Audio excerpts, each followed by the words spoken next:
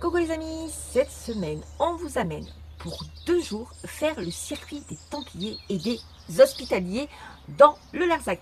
Vous rêvez d'un voyage dans le temps entre remparts médiévaux, ruelles, pavés et histoire de Templiers?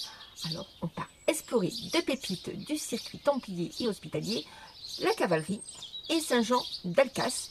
Donc je vous raconte tout, quoi voir, où dormir, les bons plans et les petites astuces pour adorer votre séjour. Allez, on y va, c'est parti. Alors dès que vous arrivez à la cavalerie, vous sentez cette histoire qui vous envahit. Ce village a été fondé par les Templiers au XIIe siècle et c'est un des 5 sites Templiers et Hospitaliers, c'est ça. Donc il est situé sur un plateau qui est vraiment balayé par le vent. Il a ce charme brut avec ses remparts restaurés et ses maisons en pierre qui racontent des siècles d'agropastoralisme, c'est-à-dire qui associe l'élevage d'animaux, le pastoralisme et la culture de végétaux à l'agriculture sur un même territoire. Et la cavalerie, c'est pas juste qu'un village, hein, c'est une machine à remonter le temps. Alors en parcourant ces rues, vous allez découvrir un village fortifié remarquablement conservé, avec ses remparts massifs et ses portes fortifiées qui témoignent de son passé militaire. Dont la cavalerie offre une immersion authentique dans un site historique tout en étant un point de départ idéal pour explorer tout simplement les paysages uniques du Larzac.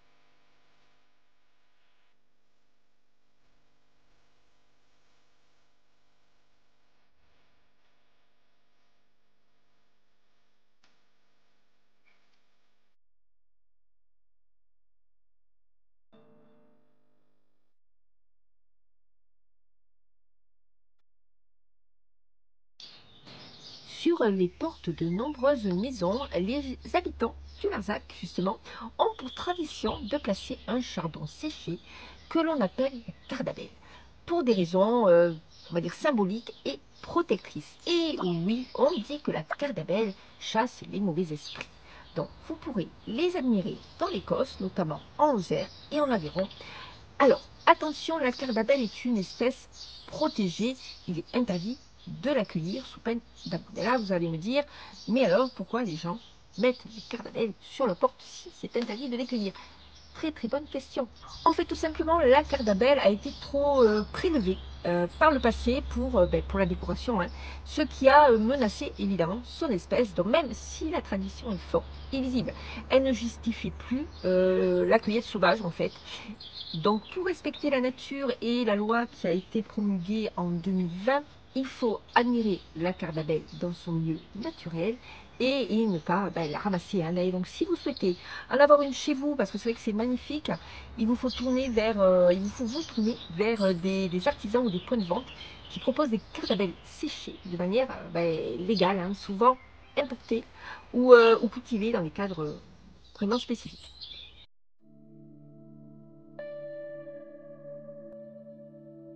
Alors ce que vous pouvez faire à la cavalerie, ce sont les remparts et le chemin de ronde. Alors pour environ 5 €, vous accédez à 220 mètres de chemin de ronde avec une vue à couper le souffle sur le Larzac, les Cévennes et les monts du Lévézou. Donc prenez votre temps pour admirer les fortifications. Alors petite astuce, prenez le plan de visite fléché au point d'accueil des remparts. Il détaille les 11 points d'intérêt. Avec la visite des remparts, vous pouvez aussi visiter la salle des monnaies qui se trouve dans une salle voûtée qui vous propose une collection de monnaies anciennes, or, argent et cuivre, hein, de l'époque des croisades. Et vous verrez que c'est vraiment fascinant de voir ces reliques commerciales de notre temps. Donc vous avez également l'église de la Cavalerie qui a été reconstruite au XVIIIe siècle dans un style architectural typiquement causenard. Et effectivement, son intérieur vous rappelle plutôt une bergerie voûtée qui cache des vestiges de l'église templière. Si vous êtes là cet été, en juillet et en août, vous pouvez avoir une visite guidée. Donc il y a plusieurs heures dans la journée, ça coûte 7 € par adulte. Les guides sont vraiment passionnés et ils vous raconteront des anecdotes croustillantes sur les Templiers et les Hospitaliers. Sinon, vous pouvez louer aussi un audio guide pour 5 € et là vous faites une visite tranquille à votre rythme. Alors un autre petit conseil pratique, le point d'accueil des remparts est ouvert d'avril à octobre, donc vérifiez quand même les horaires sur leur site. Ils ont un site Facebook et également un site internet. Je vous mettrai tout ça en lien dans la description. Prévoyez également des chaussures confortables parce que les ruelles et le chemin de ronde sont en pierre et ça peut glisser. Petite astuce aussi économique, si vous voulez visiter plusieurs sites de Templiers dans le Larzac, comme par exemple la Couvertoirade, vous achetez un billet plein tarif à la Cavalerie et vous le montrez à la Couvertoirade, par exemple, pour avoir l'audio guide à tarif réduit. Donc ça vaut le coup pour économiser quand même quelques euros. Alors une autre idée aussi, c'est l'escape bag, surtout si vous avez des enfants ou des petits-enfants avec vous, qui vous permet de découvrir la Cavalerie autrement, en famille ou entre amis, et il vous faudra résoudre des énigmes tout au long du parcours pour devenir un véritable chasseur de trésors. Alors au niveau du tarif, je crois que c'est 20 € par groupe, que vous soyez 2 ou 20, vous aurez un tarif de 20 €.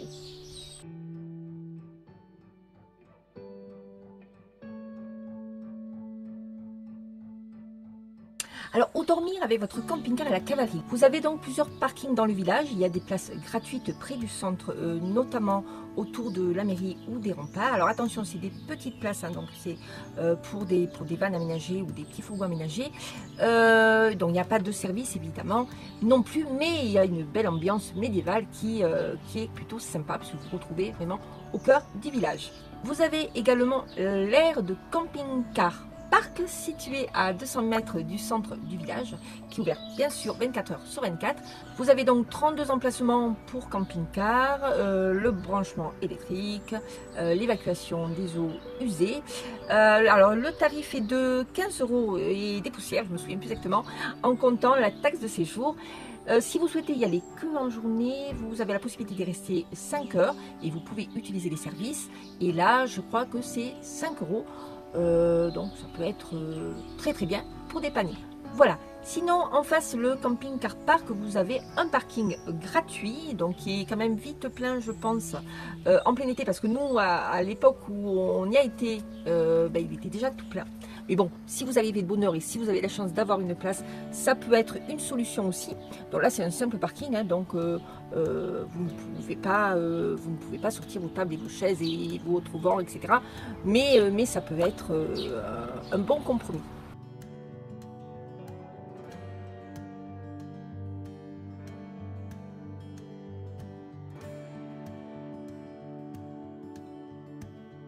Alors pour notre part, on s'est installé sur un parking près du supermarché, donc un petit peu à l'extérieur du village, parce qu'évidemment nous avec notre remorque on est toujours trop grand, donc il y avait commencé à y avoir quand même pas mal de monde sur ce parking. Donc on a pris donc ce parking qui est plutôt réservé pour des longs véhicules, puisque vous pouvez aussi avoir des camions qui y sont stationnés. Donc c'est le côté, on a pris le côté pratique pour pouvoir faire nos courses, faire le plein d'essence, et puis vous avez une petite boulangerie aussi à proximité. Et puis ensuite nous on a été au village de la Cavalerie avec le quad.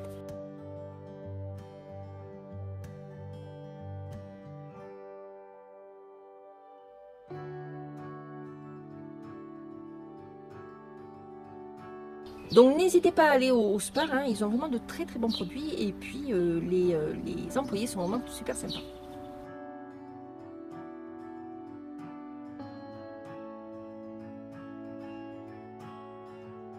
Alors si vous avez vraiment pas envie de cuisiner dans le camping-car, vous avez donc plusieurs petits bistrots dans le village, notamment la crêperie café Laosa qui vous propose des galettes et des crêpes avéronaises à base de farine de châtaigne, de blé ou d'autres compositions originales, telles que la farine de pépins, de raisin, etc. Donc osez l'originalité, des compositions sucrées et salées, la figue confite avec le fromage de chèvre a priori délicieuses, ou des compositions de grandes assiettes, hein, comme des crêpes aux cèpes, oignons aux épices, jambon de montagne, fromage de brebis confit, enfin bref, tout ça nous donne vraiment faim, donc n'hésitez pas à aller faire un petit tour. Donc vous serez accueillis dans une très très belle bâtisse du 15e siècle avec une belle cave voûtée.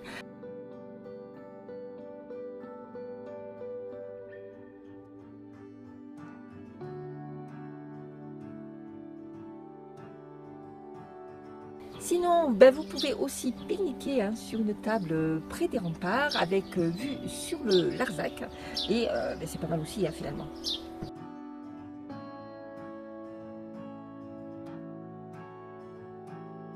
Après la cavalerie, on a mis le cap sur Saint-Jean-d'Alcas, qui est à environ 25 km. Il faut compter 30 minutes à peu près. Alors ce village n'est ni hospitalier ni templier, c'est un village cistercien.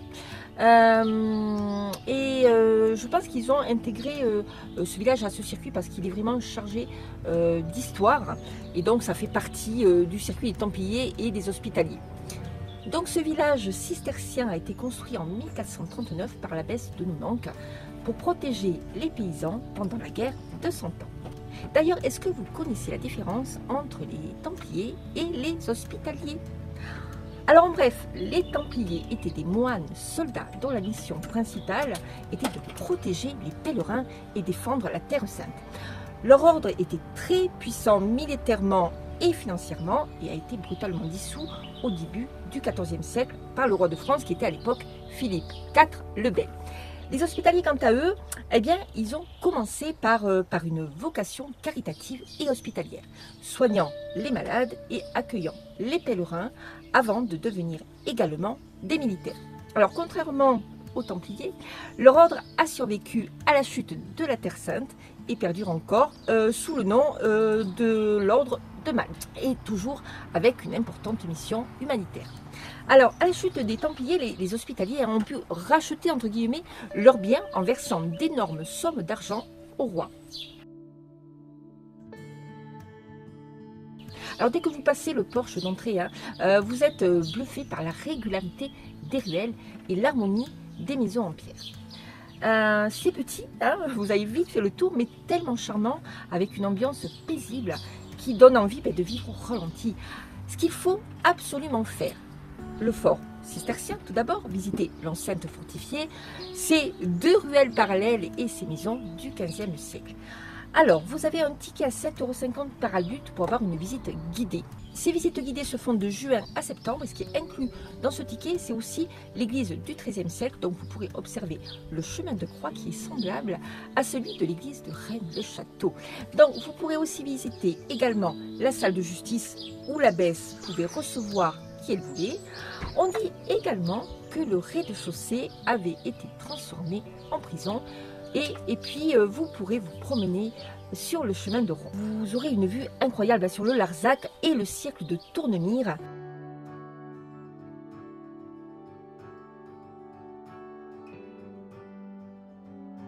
Vous pourrez également visiter la salle refuge qui se trouve au-dessus de l'église et vous pourrez découvrir cet abri construit pour les villageois pendant la guerre de 100 ans. En juillet et en août, vous pouvez aussi faire une visite nocturne. Celle-ci, je vous la conseille. C'est tous les vendredis à 21 h.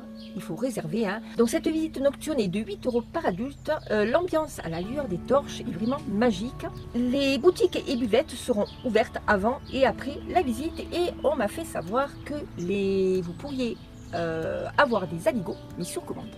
En tout cas, je vous laisserai toutes les informations et les liens toujours dans ma description, en dessous de la vidéo.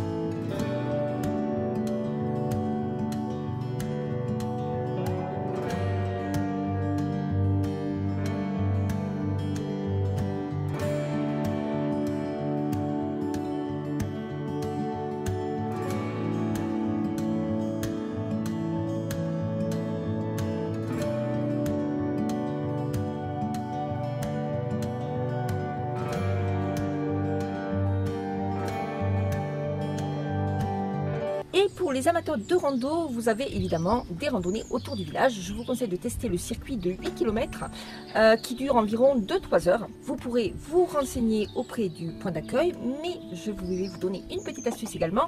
Pour les randos, vous pouvez télécharger l'appli Rando Grand Cos pour ne pas vous perdre, tout simplement.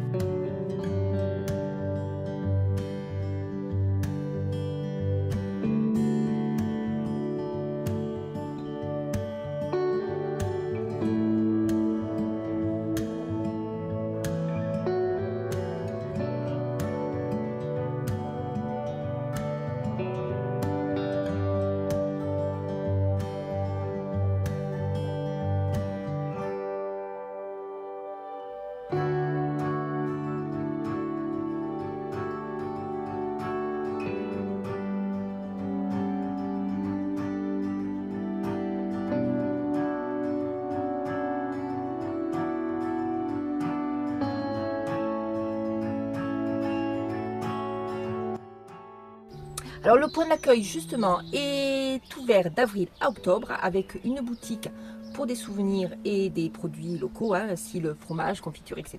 Par contre, en hors saison, le village est en visite libre gratuitement, mais sans accès aux intérieurs, comme par exemple la salle de justice.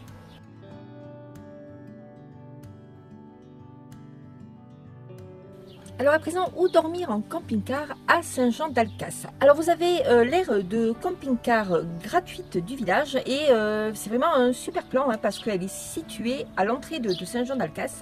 Alors c'est vraiment une toute petite aire, elle vous propose uniquement 10 emplacements et encore il ne faut pas avoir de très gros véhicules. Par contre vous y trouverez de l'eau gratuite et vous pourrez faire votre vidange. Alors l'air est plutôt calme avec la vue sur le Cos et puis c'est à 2 pas du fort, donc vraiment très accessible pour aller au village. Alors un petit conseil quand même parce que je pense que l'été l'air est vite rempli, plutôt arrivé en fin de matinée pour être sûr d'avoir une place. Par contre, évidemment, il n'y a pas d'électricité, donc prévoyez que vos batteries soient bien chargées avant de vous y installer. Alors par contre, j'en profite pour dire, comme c'est notre dernière étape en Aveyron, que nous avons été très bien accueillis par les Aveyronnais. C'est vrai, on a eu vraiment des gens charmants qui sont très ouverts, qui n'hésitent pas à venir à notre rencontre et à nous expliquer plein de choses sur leur département.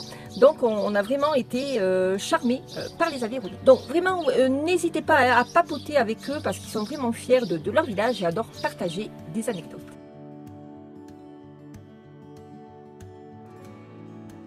Alors d'autres bons plans nature et culture, vous avez Saint-Paul-des-Fonds qui est à 10 minutes à peu près en camping-car pour visiter l'espace botanique Hippolyte Coste dédié à la flore du Larzac. Alors un petit conseil quand même aussi, si vous visitez en été le Larzac, emportez avec vous un chapeau et de la crème solaire parce que le soleil frappe vraiment beaucoup sur le Cos. Vous pourrez également acheter du fromage directement à la ferme d'Alcas. C'est une toute petite ferme en biodynamie où Émilie et Alexandre élèvent des brebis pour faire du yaourt et du fromage fermier. Donc c'est ouvert tous les jours vers 17h30, donc vous pouvez passer les voir pendant la traite, c'est en accès libre. Et vous entrez donc dans la bergerie, vous observez les brebis et les petits agneaux si c'est la saison et vous discutez tranquillement avec les fermiers. Ils partagent volontiers leur quotidien, leur vision de l'agriculture, le tout dans une ambiance plutôt simple et authentique. Et si le cœur vous en dit, vous pouvez acheter du fromage en libre service. Alors du 14 juillet au 30 août, ils vous proposeront une visite commentée avec dégustation. Donc on passe d'abord par la bergerie, puis l'atelier de yaourt, puis celui du fromage. L'occasion évidemment de découvrir concrètement ce que veut dire travailler en biodynamie et de goûter à leurs bons produits faits maison.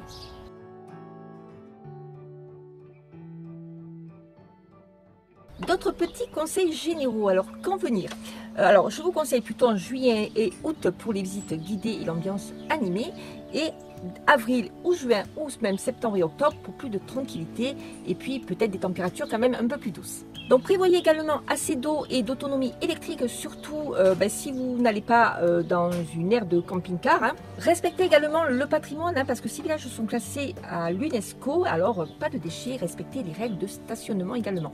On laisse évidemment le Larzac aussi beau qu'on l'a trouvé.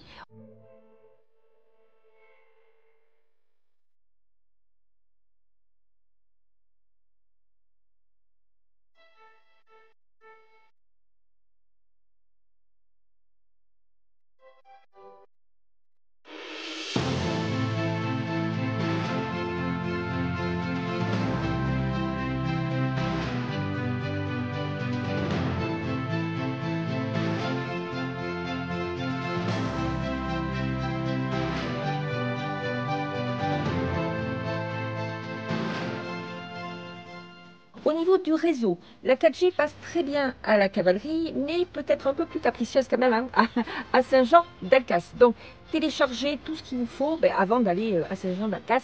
Ça sera quand même beaucoup plus pratique pour vous. Alors pourquoi vous allez adorer ce périple, hein? Parce que la cavalerie, c'est l'épopée des Templiers avec ses remparts qui en imposent et puis ses vues panoramiques. Et Saint-Jean d'Alcas, c'est la douceur d'un village cistercien, comme une sorte de cocon. Hein. En camping-car, vous avez la liberté de vivre ça à votre rythme, hein, entre visites historiques, rando nature et pause fromage si vous le souhaitez. Petit bonus, si vous continuez le circuit Templier, ne manquez pas aussi Sainte-Eulalie de Cernon ou la Couvertoirade, qui sont aussi deux jolis villages, beaucoup plus touristiques que ceux que nous avons visités, mais qui vaut quand même le détour. Et voilà, notre circuit touristique en aviron touche à sa fin après presque un mois de périple. J'espère que ce road trip, en tout cas, vous aura plu. N'hésitez pas à mettre un petit pouce, à vous abonner, c'est gratuit, pour suivre nos aventures. On se retrouve la semaine prochaine. En attendant, prenez soin de vous. Gros bisous. Ciao, ciao, ciao.